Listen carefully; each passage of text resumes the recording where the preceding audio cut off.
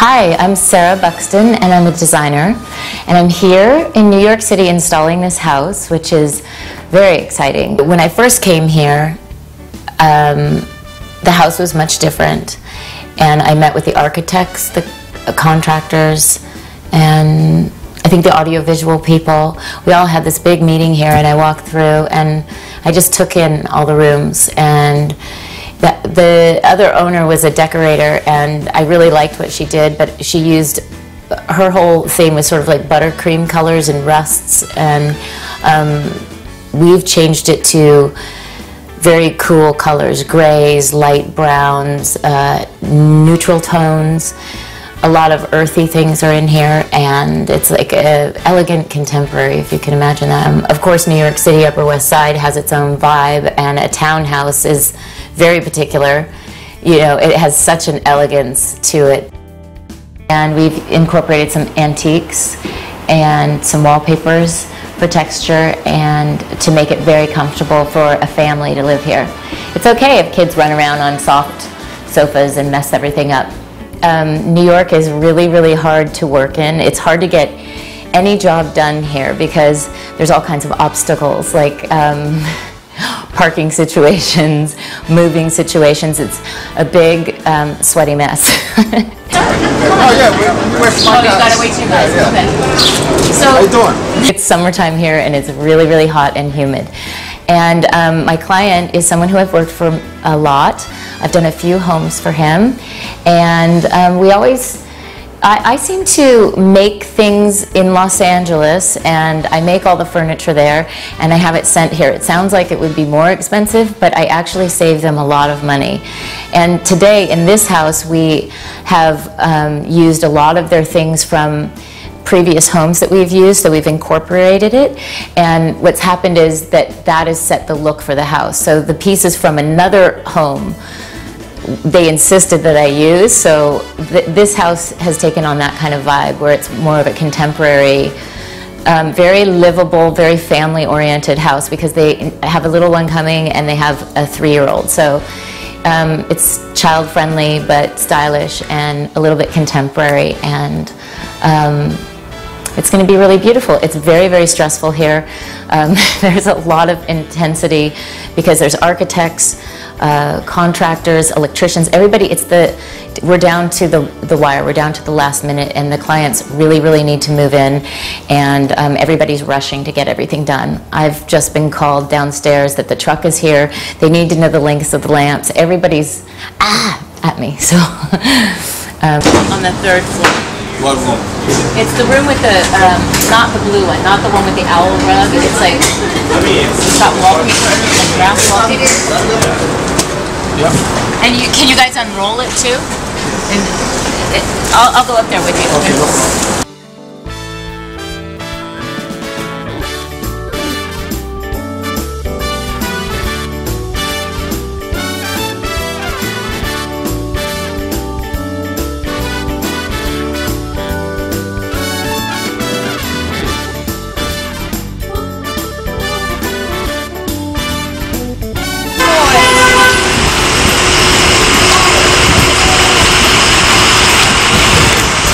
Kevin, I'll tell you what.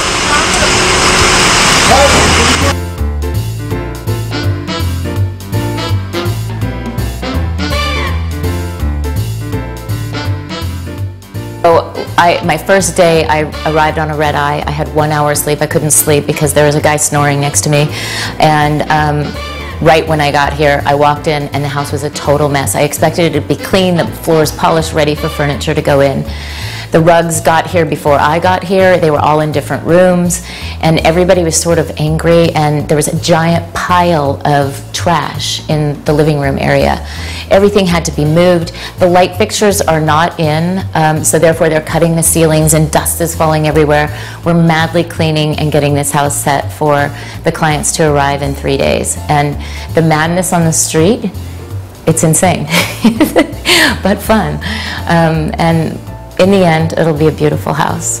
And also my client, this client who's bought this place in the city, it was 2 years ago, bought a house in Chappaqua. We redid that I did it from Los Angeles with plans, flew out a few times, and they showed it one time to the actor. He snapped it up, bought that house, and so suddenly they moved everything into storage, or they bought a lot of the things with the house, and now we're doing this house. And I also did a house in West Hollywood for them that was bought by another actor, and it seems to keep happening. Who knows, maybe someone will snap up this house and we'll be doing another one really soon. The difference between working in Chappaqua and this city house is that every single detail is impossible to get done here. When you have all the space out in the country, you can have trucks drive up, it's easy, it's simple. Here, there's all kinds of unions in New York and things, and everything has to be done by the book. Everything has to be signed off on, and it's not as easy and friendly to get things done. Like in California, I may say to an electrician, yeah, could you move this over here, over there? But here, there's a lot of bureaucracy in New York City. Everything has to go through this person and that person and signed off by that. I'm more of a creative person, and I'm used to just sort of doing things a little more free. I'm used to doing things a little bit more just as I see them fit. But I've had to do the questions that I've answered on this job about where the placement for things. It's very intense, but whatever. I worked it out. I learned a lot from the contracting company and the architect.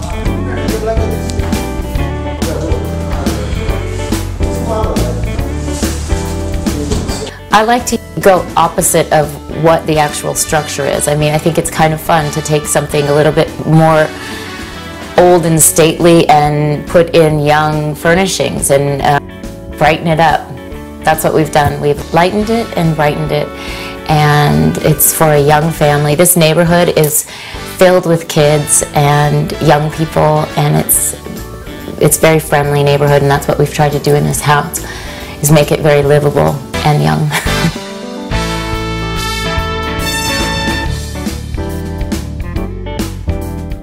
So one piece of advice for decorating today is always find an antique piece to put into a house. Like, you can find a vintage light fixture. That's my favorite thing to do, is to add a beautiful 50s, 60s, 70s light fixture. It just warms up a house. It's so much fun. You don't have to weigh it down with heavy antiques, but just one little antique in a corner, like a vintage chair, and it always changes the feel of the room. And then another piece of advice is, I love using neutrals. Neutrals are great, like whites and grays and tans and all of that, but always bring a splash of color. If you're afraid of color, because a lot of people are really afraid of color, just start out with a bright orange pillow, or like for instance here in this house, in the Upper West Side house, I have the kitchen nook is orange, and I love it. It's just so much fun to put a splash of color. Don't be afraid of color. It brightens up your day, and you don't have to overuse it. You just have to do little splashes of color.